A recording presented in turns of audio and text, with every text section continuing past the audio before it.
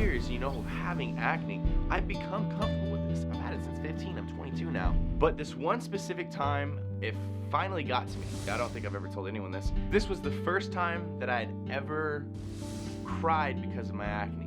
This one is pretty big, it's pretty bad. And as you can see, it comes off of my face quite a bit. And I used to get these cysts, but bigger. Like, I'm telling you, 2 times as big as this. And this specific time, it came up on my nose.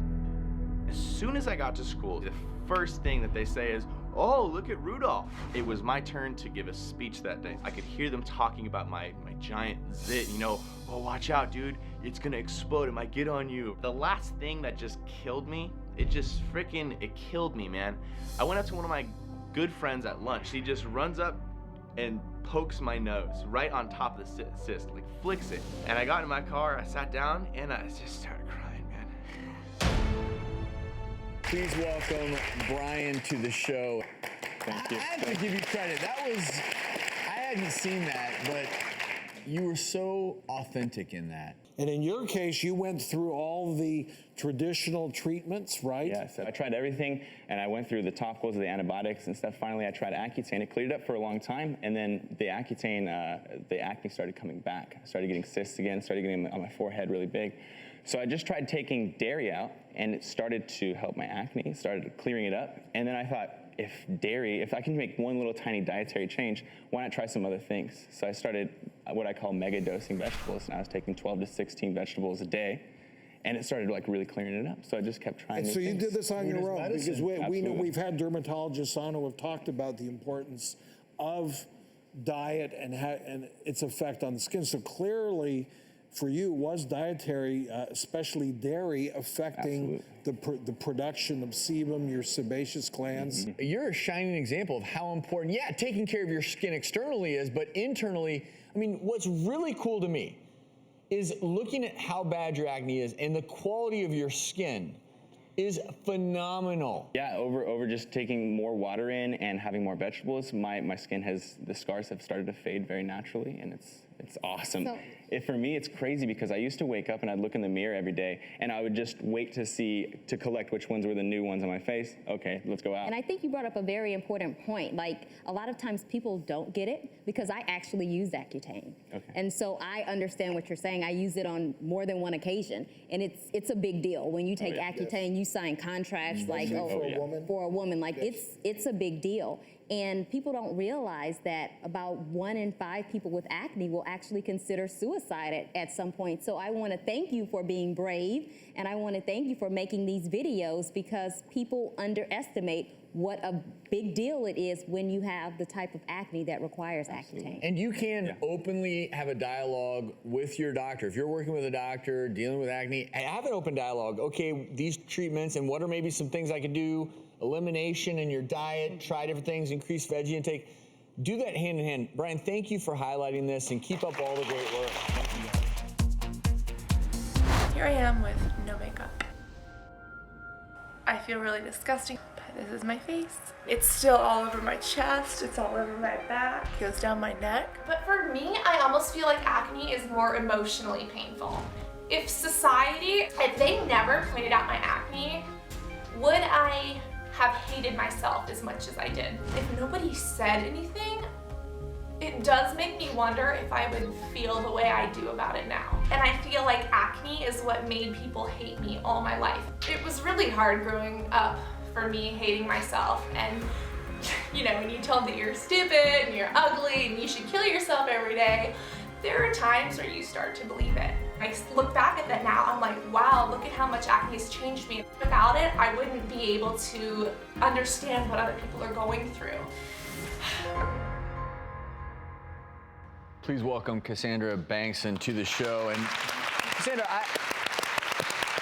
that video from a few years ago, I'm curious, because I applaud you for it. What inspired you to go ahead and open up to the world on YouTube and really show the world this severe acne that you were covering up? In the original video that I posted revealing my acne, the reason that I did it is because I was feeling like a hypocrite in my own skin. I was a runway model because I had perfected my makeup to the point that people couldn't tell. But on the inside, I was suicidal, I was depressed, I was hurt, and I felt like those two people didn't belong in the same body. So I kind of cleared my conscience by taking it off and just trying to reach out to someone and say, if you've ever hated the way you looked, this is how I get by every day. I know you did a follow-up video then to that one, so tell us about that.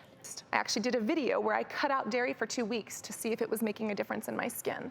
And for me, my skin started to clear up in as little as 2 weeks. And then I started to wonder, are there antibiotics in the meat that I'm eating? Am I personally sensitive to this stuff?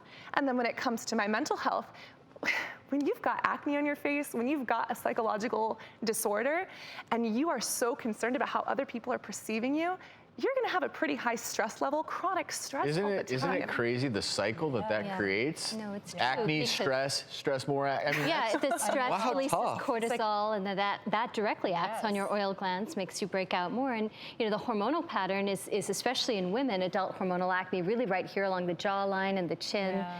And since you didn't want to go on birth control pills, which sometimes help that, there are other meds for that, which again, medically you may not have been a candidate for. So my end goal, thank you. My end goal is to do dermatology or something along those lines. I know this struggle is so real, and sometimes as a patient, I felt pushed under the bus, or a doctor would tell me to try to comfort me, oh, don't worry, hon, everybody's got acne. But when you don't see it, and when you internalize that to a certain point, you really don't feel like anyone else gets it. And there were certain times where I think that my psychological health could have been taken care of a bit better. Well, I think the best doctors are empathetic ones, so I completely agree. Kudos to you.